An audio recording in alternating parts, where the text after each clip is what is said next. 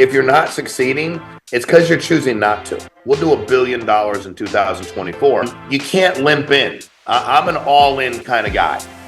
Sell, sell, sell. I don't have any magic. If anybody that works at FFL tells you that they're magical in any way, if anybody that works at FFL says they're doing something you can't do, they're a complete lying sack of shit. Welcome to our base camp. Today we have a special guest, our CEO, Shawn Meaike. We're gracious that Shawn gave us some time today. How you doing, sir? I'm freaking amazing, Jimmy. How are you? I'm doing wonderful. Thanks for asking. So we're just going to get to it. A few things, though. Don't forget, let's all sign up for conference. Very important that we're all there. Get around like-minded people, speaking insurance, talking insurance, walking it. It's very important. If you haven't donated to Dream Center for the front row seats, let's get on that. It's a great cause. They do a wonderful thing. Something I want to talk to Shawn about on the side note, I have a really good friend that does things for rehab and ketamine treatments, and I'd like to get him with Pastor Matthew, because I think there could be some help there and really help some people. His name's Dr. Jonathan Edwards, and I'd love for him to do your podcast on a side note. Yeah. Jimmy, anything for you. All you got to do is tell me who you want on and tell me when you want them on, and they're scheduled. Done. So let's get to it. So, Shawn, you have this crazy knack at making people perform. When did you realize you had that superpower? Because I know you put a little bit of touch on me July 18th of 2023. And from that day forward, I was like, F this, man. I can do better. And I just kicked it up a notch. I helped 17 families last week. And moving forward, it's just been a magic ride. So when did you realize you had that power? You know, I don't know that it's a power, to be honest with you, Jimmy. I'll be straight up with you. I think that one of the things I realized, I was really hard on myself, and I am. And I can be hard on other people too, only because I want to see that kind of level of success. But, you know, what I think is magical, or what I think works, Jimmy, is when people know. I always tell people, when you're building a business, you're leading a team, you're trying to inspire, whether you're coaching, you're a therapist, you're somebody's social worker, you're in business, you're a leader. The currency, dude, is your work ethic and love. Like, do you actually want them to win? Do I have, like, Jimmy, when I saw you that day at that boot camp, there was nothing but, I love this dude. He's a good human being. He's not performing the way that he can perform. His family deserves more. He's not 21. Like, I'm 51 years old, bro. Like, you're not 21. And he doesn't have forever. Like, what I was frustrated for you. And then I take the things. A lot of people always want to be constructively critical, and people will say to me, man, you're really hard on people. I'm like, it's funny, because I find something to love on them about and get them to believe in themselves. And then, yes, I can be direct about it. You know, find strengths I didn't think they have. And, you know, Jimmy, I think for me, what's magical is when somebody believes in you, the things that you'll do. And subsequently, if nobody believes in you, how little you can accomplish. So I really think that for me, I stay laser focused on trying to find those things in people. And I get frustrated for people, man, because I see how amazing, like, congratulations on the 17 families. Dude, you can do whatever you want every week with this business, which just like all of y'all can, you know. And I think that the struggle for me is when people say they want a different result, but they don't put any kind of different emotion or investment or any work into it, or they don't get uncomfortable. I mean, at the end of the day, Jimmy, if I want you to get uncomfortable, I have to believe in you.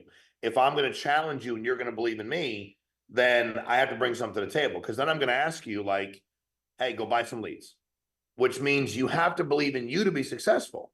Why would I not help build you up so you believe in you to be more successful? So, Jimmy, what I see in everybody is it's like a clean slate. And I think a lot of us are looking for, I had this analogy the other day. I was at the national championship game with Zach Horowski, Frankie Femi, and this young man who played for the University of Washington. And I said, tell me your story. You know, we brought him to the game. He's on Zach Horowski's team. He's doing great things. Jeff. And he said, I was a walk-on.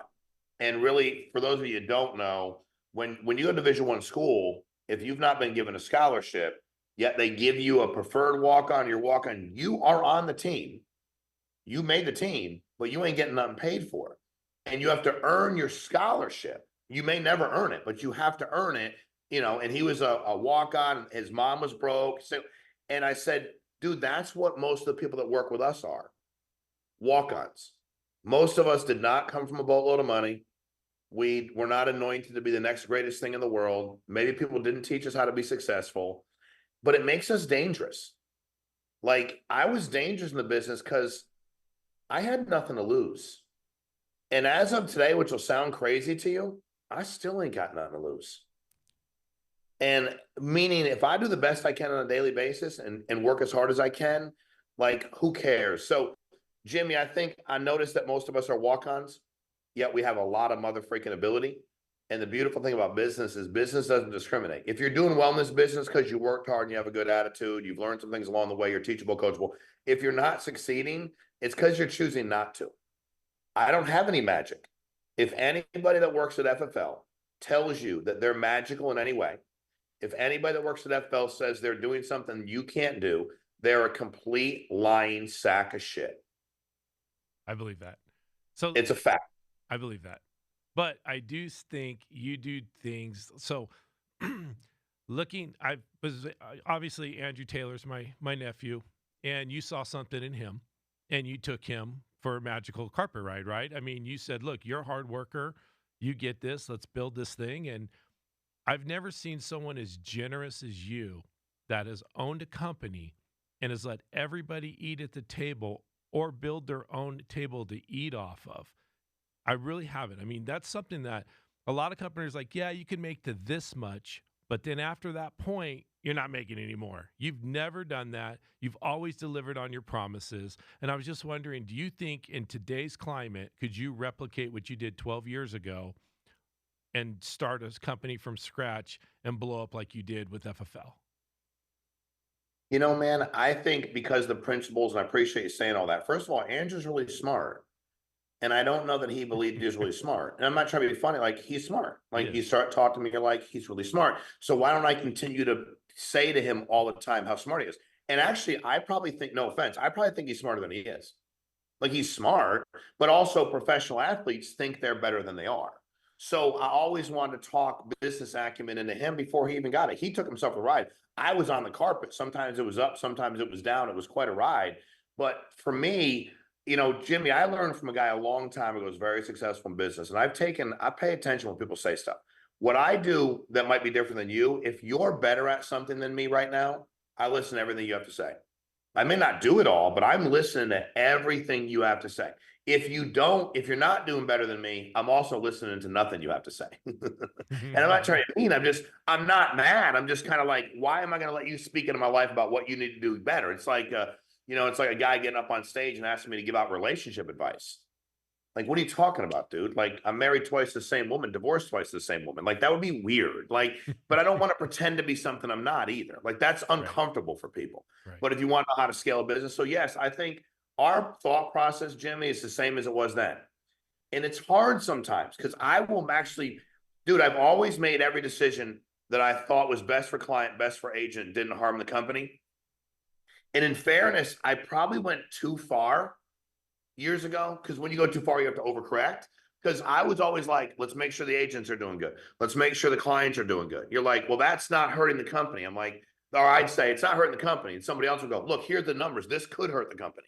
And I'm like, no, but it won't. I think we could scale it again today if we started. I think as long as we keep, because what do most people actually, I think we're hitting this bump right now where people are tired of the company they work at keeping everything from them. I was just talking to a guy in the timeshare business yesterday, and he said, can you believe they changed my benefits? I said, yeah, can you believe they didn't?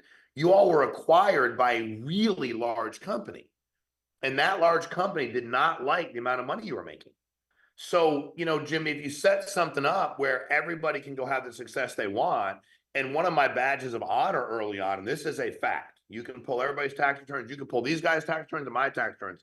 There were people at the company early on, Mark, Andrew, a lot of them that made more money than me. I know. And I run the company. And there was a lot of them. There were producers that were making more money than me. But you know what?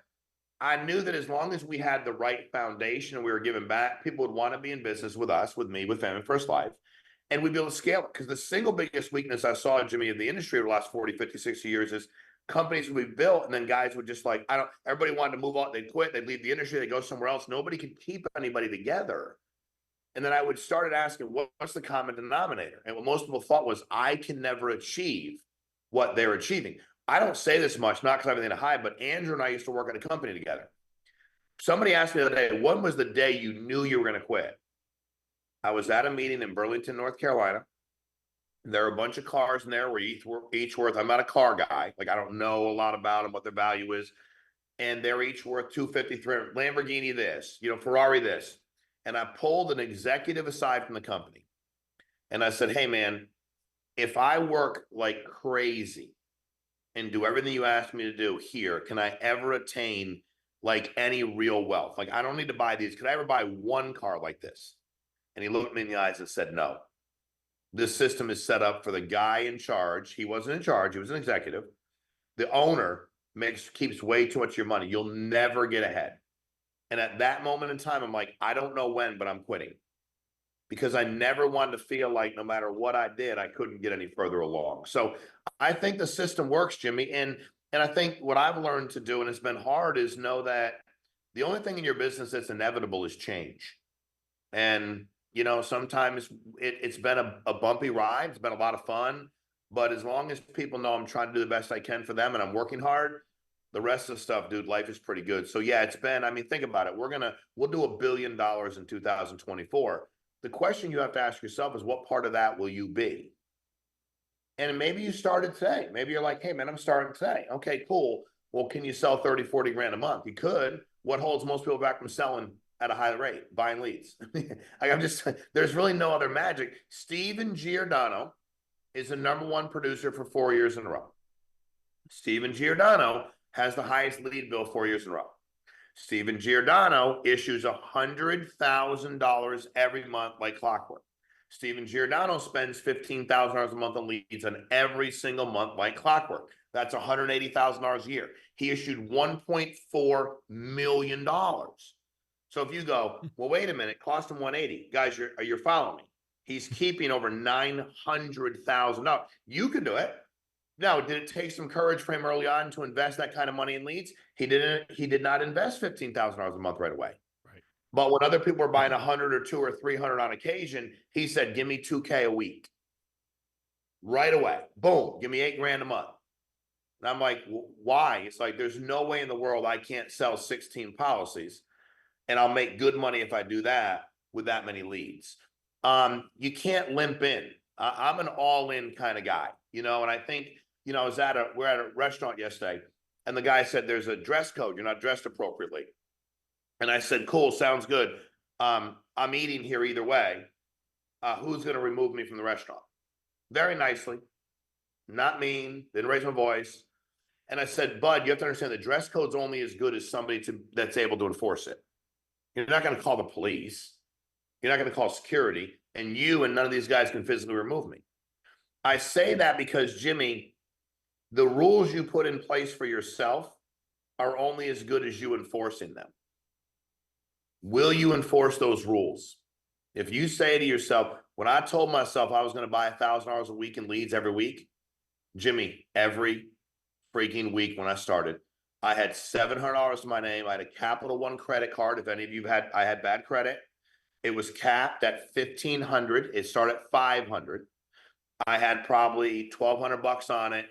Boom, Capital One. And for a while, I was just paying my lead bill and just but I knew that eventually I would get ahead. So, Jimmy, I really think that we could. I think our fundamentals are sound. And I think we've done things recently that have allowed us to position ourselves for a very long time with minimal change, with what we've done with standardized and everything, what we've done opening the pool, the bonus money to everybody. So now it's like, here's the 4.5% of what we make in the month. We all grow together. No matter how long you've been around, you can get paid really, really well. So, and Jimmy, we find people like you and the men and women that are on here. I mean, I think that's the other thing for people is, we're a team. And a guy called me last night and said, why would you do all that for me? Like, I had a problem and, you fixed it. And I actually called the client for him. literally called the client for him because the client was trying to cause a problem for him, and he didn't do nothing. And I'm like, dude, that might get mad at me probably for calling and getting involved in it. But I'm like, hey, what's up, man? Let's talk. Like what's the deal? Because this guy's thinking he's gonna get in a bunch of trouble. He ain't doing anything wrong. And he's like, why would you do that? I'm like, because you work with this guy and you're all on my team. Like we all work together. So I think, Jim, if we keep those principles, yeah, we could take it. The question is, can we get to 2, 3, 4, 5, 7 billion a year in the next decade? And I believe we can. And I think a lot of people here can do really, really well for their families. And to your point, build a business that they own 100% of and eventually exit if they choose to do that and get money in stock, or just keep it forever and make a bunch of money. Yeah, I love it. So, when did you know life insurance was the industry for you? When did that light bulb? Because I know, you're a social worker, you were in real estate, you had ups and downs like a yo-yo with that, and then boom, you said life insurance. Why? I, How? Yeah, great question. I was about 90 days in the business. And to be honest with you, when I found the business, I didn't think it was the business for me forever. I thought it was a good way to make some extra money. I liked selling. I kept my job as a social worker. I'm 90 days into the business. I had some agents, like we're moving, and I'm excited, but I was excited when I started real estate. I went out to a house on South Chestnut Street in Warwick, Connecticut. If you've never been there, if you know, you know. It's a little town that you don't want to be in. It's got 3 streets, 4 package stores, and 112 guns. You don't want to go there. You don't want to live there. I knock on his door. Lisa opens it up. I know it's Lisa. I remember it's Lisa because my ex-wife is Lisa. I was married twice to her, so I don't forget that name. Okay. She lives 9 minutes from me, in case you want to know. I was over my house for Christmas. I had the bizarre world of my house. And so Lisa opens the door and she says to me, I said, hey, I door knocked her, no appointment. And I said, hey, I'm here for our appointment, which is what I typically did. I'd write a time on the form and say, I'm here for the appointment. They look at me like I was crazy. I'd be like, yeah, dispatch has me here today at 3. And I just showed it to her. And then she's like, I don't think I did that. I was like, she goes, but before you come in, I want to be upfront with you. I have stage 4 pancreatic cancer, 31 years old. She said, I have like literally a couple months to live. Can you help me? And I said, no, we didn't even have any guarantee issue then. And she wasn't going to make it a few months. I don't sell people stuff to sell it to them. If I can help you, I help you. If I can, I can. I'll get a referral from you. We start talking. She's super nice. Couple young kids. They're in school. Husband comes walking around the corner. Big old dude, cut like a Harley cut, ponytail. Why he had to, shirt sleeves cut off his shirt. Starts cussing me out. I realize he's just angry. I'm chill. I'm nice to him. Long story short, we have a very entertaining 45-minute interaction. At the end of it, I write him a policy for $250,000. Return of premium, Americo. He says he wants to pay it in 3 weeks. I said, I'm not allowed to do that. He starts giving me shit again. I'm not going to feel good the entire time. Telling me he should be in WWE, telling him that, he doesn't need a guard dog because he's so big and bad. Because most guys that cut their sleeves off, they want you to tell them they're bad. I mean, that seemed pretty simple rule. So I just told him how badass he was. Anyway, I wrote him, and 2 days later, he died in a motorcycle accident. And delivered a $250,000 check to her. She died a couple months later. And the only money the kids ever got was that. And at that moment in time, Jimmy, I didn't know that I was going to build a massive agency, but I was like, I was brought to this business for a reason. I love it. I had never experienced something like that. When I was a social worker, I did some pretty powerful things, but I saw some really awful things as a social worker. So like you miss on a case as a social worker, a child can die. And I did it 14 years, man. It was a run. So at that moment, when I knew it was the business for me, Jimmy, really, honestly, not until we launched Family First Life. Like when Andrew Taylor was asking me if he was at the beginning, if he was asking me if I believed in what we were doing, Jimmy, I told him I did. Did I? I don't know. 20/80, 30/70. I really didn't know because I didn't know. I knew that we had good fundamentals. I didn't know if we would make it. And when we were about 9 months into this thing, and I finally started to see like a light, and then more carriers were calling and wanting to do business with us. There was something that just went off by this piece of like, you know what, this is going to be okay. And I didn't know how massive it'd be. It's going to be okay.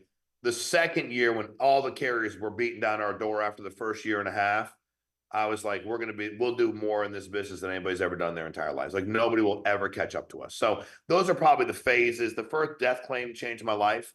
And I tell people all the time, what I didn't know then is what I know now. I liked real estate. I liked waste management, all those other business. I love life insurance. So find something you love to do, right? And then Jimmy, You going from the volume you were doing before, which was nothing, because I love you, but for the love of God, to all the volume you're doing now is amazing, right? And that's what I'm addicted to because I'm not in the field. So that's my addiction right now. Like, what if Jimmy goes and does $1 million a month? Wouldn't that be cool for the company? He's such a good dude. Couldn't we get more people to go do that? What if Jimmy could capitalize, monetize, and sell his deal?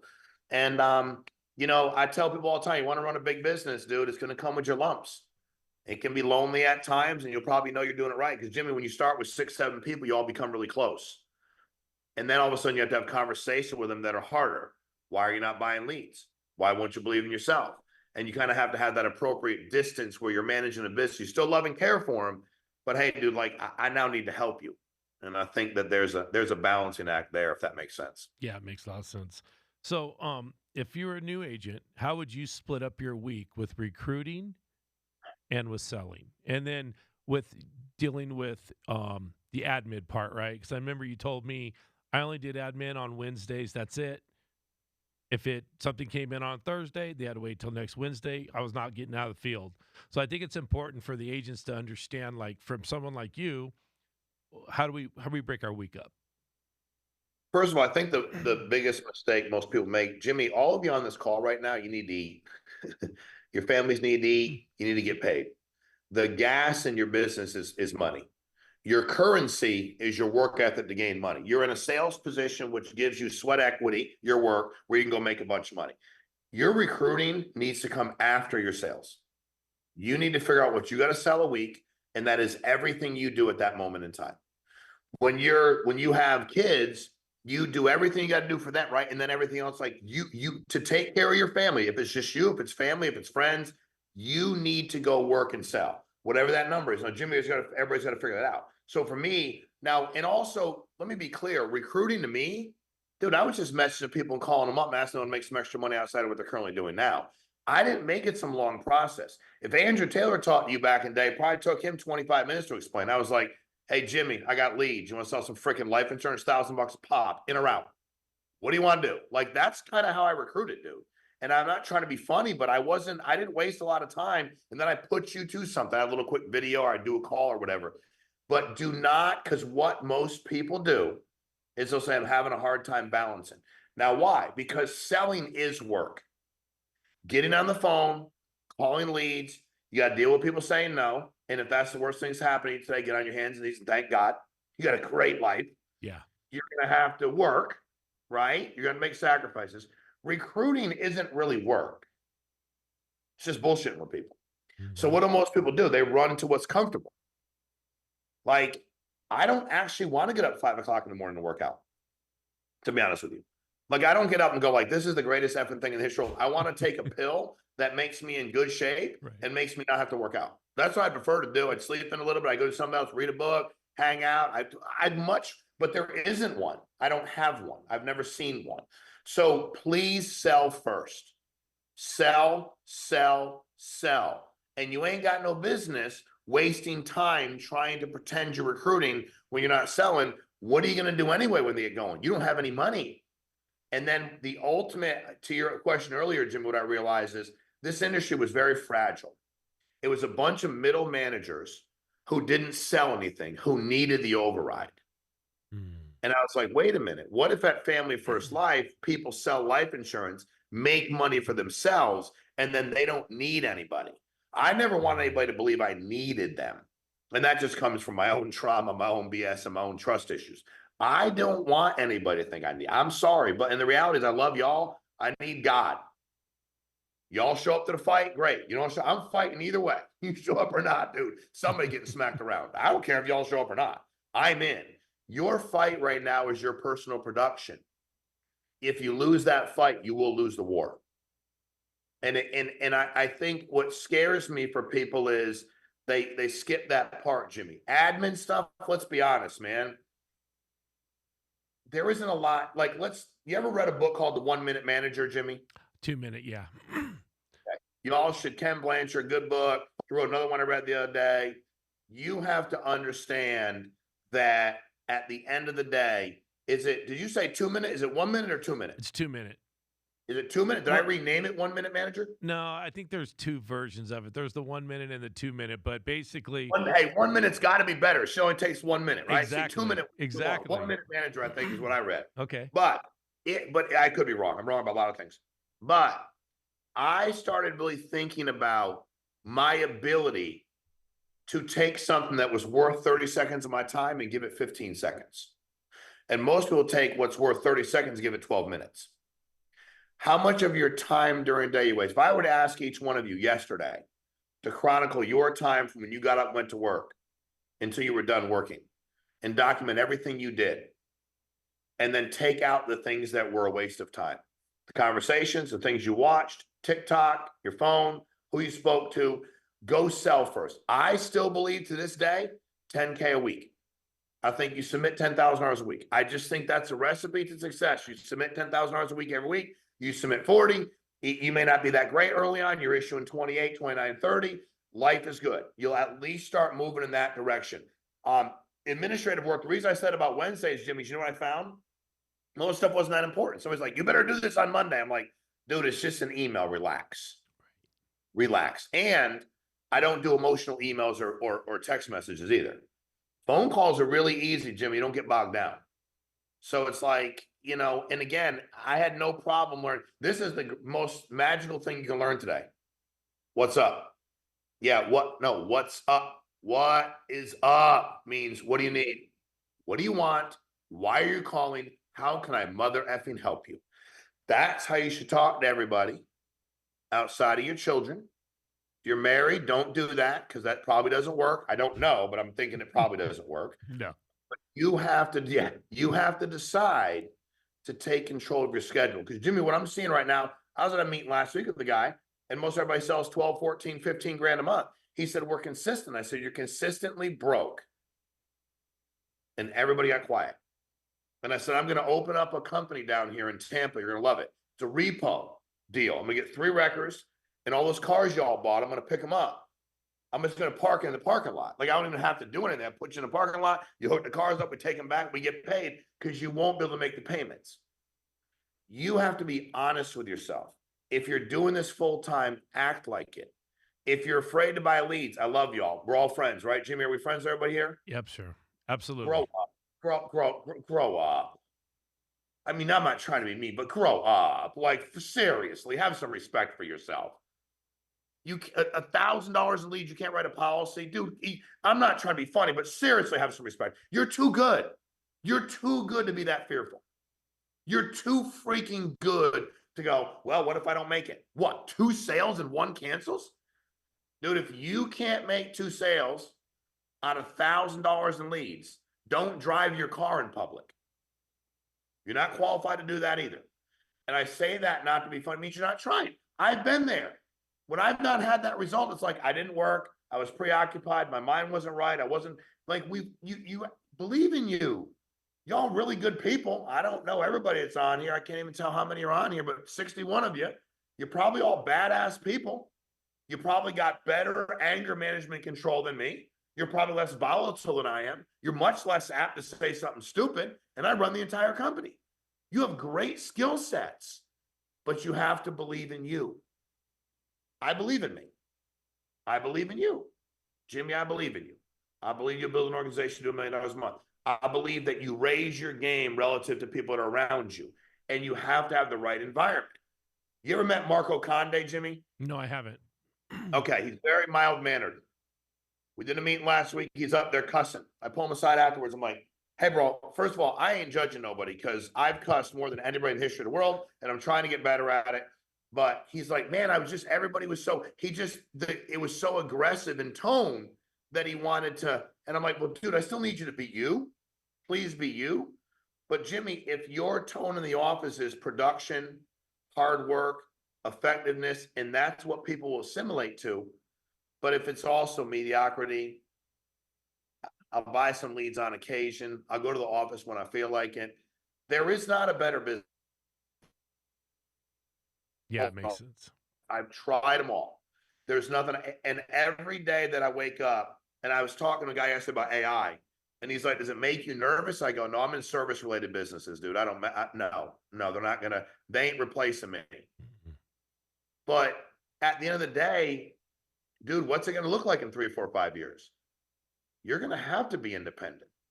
And sales is still, as last I checked, the highest paid occupation in America. So, Jimmy, sales, get to recruiting. Dude, you could get a VA to send a virtual assistant to send messages for you. You could, when you're scrolling through Instagram for no reason at night, send 30 messages. There's your recruiting.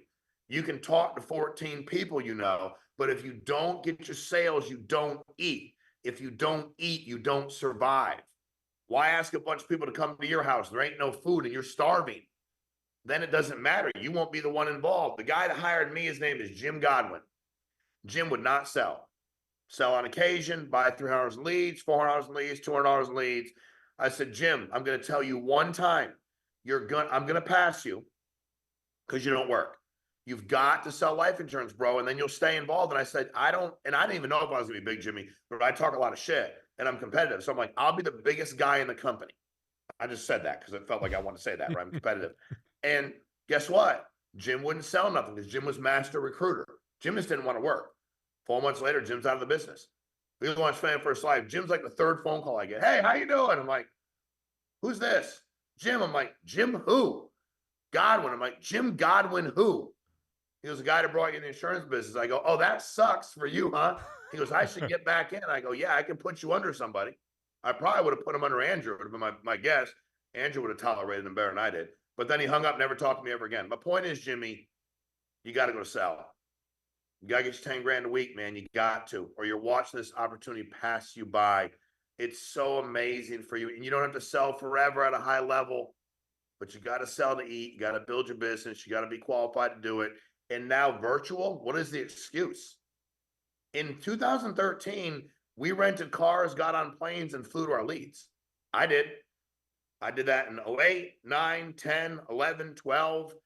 I mean, dude, now you can get on the phone and call people anywhere you want in the country on your schedule. If you have kids, you can do it at different time. You can do it when they're sleeping and people are awake in different time zones. It's amazing what we can do, but you got to put your mind to it. And I echo what you said about convention, Jimmy. That changed my life. And there's 61 of you, unless we lost anybody. Let's see. Did I lose anybody? They go down, Jim. Yep. Somebody was like, I'm quitting. I don't like Shawn. So I only lost one so far, Jim. I went from 61 to 60. This is a record for me. So I'm at 60. Out of these 60 people, Jimmy, there's some people that are not going to go to convention.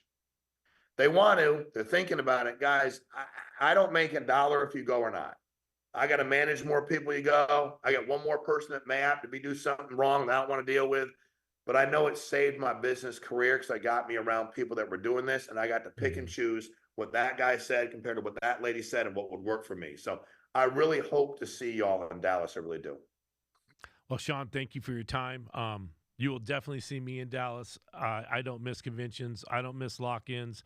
That is what's made me a better producer, is being around other people that are better than me. And I've been rising to the top because of that. And if I just sat in my room and dialed, I wouldn't be very good. It's just not gonna. No one to rub off on. There's no one to bounce things off. There's no energy. There's none of that. When we come to the office, there's a few of us that come here daily, religiously, and we have fun. We have fun selling. And when someone makes a sell, it brings energy in the room that makes me want to sell more or makes them want to sell more, and it builds competition. And I think that's what drives us, is that competition. And Jimmy, real quick, first of all, thank you. You did a really good job, dude, hosting this. Thank you. Not that I didn't think you'd be good, but you're just really freaking good. I interview people that got podcasts. They ain't half as good as you. They suck. You're really good, dude. I appreciate that. I mean it. Seriously, like really, really good. You got good tonality. You're super smart. And I mean that. I really do. And I wouldn't say it if I didn't. But to Jimmy's point, I'm gonna leave you with this. Jimmy, I got him back. We went to 61. Whoever quit, somebody he went to the bathroom. He just went to the bathroom. It's a good day for me, bro. I got them all. I'm net zero right there. I got 61. I'm at 61. But the office is a powerful thing. And I know that there are reasons, and I echo what you said, Jimmy. I started down in the car in parking lots. We didn't have an office. When I got my office and I get to get around people, not only my personal production went up, we went from doing about 90, 100 a month to getting about $1 million a month real fast. And there are people that drove 4 hours to the office. Wow. I mean, 4. Andrew, you got to call Betancourt and get him hired back. He's in San Diego. He's like getting his license back. Better call him up. But that cat drove 4 hours one way to dial, drove 4 hours back twice a week, 8 hour round trip. And somebody ask him, and he'd be like, and he would, we had a different culture. He'd spin around, look at him with that big old, he looks like Buzz Lightyear. He'd spin around and he'd go, "It's for my family. Why would I not drive 8 hours for my family?" And I was like, yeah, you can't argue that. Guys, some of you won't drive 20 minutes. And I don't care. I'm really good at being self-disciplined. But if I go to the gym and there's people there, I do more. If I go somewhere, I do more. I don't do as well alone. None of us do. So, Jimmy, you hammered it, brother. I appreciate letting me get on, man. We're gonna have to get you on a podcast that we can host together. Awesome, So, man. Shawn, thank you. See you at convention. I'll see you guys on the other side. Let's go sell, help a bunch of families, and let's get to it. Adios. Right on, man. That was a good one.